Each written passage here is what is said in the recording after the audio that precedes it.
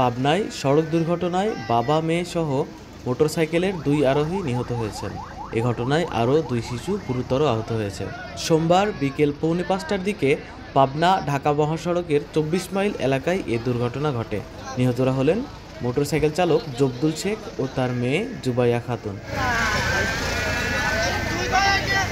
Madpur highway থানার officer in charge Mostafizar Rahman জানান, পাবনা থেকে কাশীনাথপুরগামী পাট বোঝাই একটি ট্রাক একই দিকে আসা মোটরসাইকেলকে সজোরে পেছন থেকে ধাক্কা দেয়। এ সময় মোটরসাইকেলটি ট্রাকের চাকার নিচে চাপা পড়ে বাবা ও মেয়ে ঘটনাস্থলে প্রাণ হারান। মোটরসাইকেলে থাকা জব্দুলের ছেলে মমিন শেখ ও ভাতিজা সিয়াম শেখ গুরুতর আহত হয়। তাদেরকে দ্রুত পাবনা সদর হাসপাতালে ভর্তি করা হয়েছে।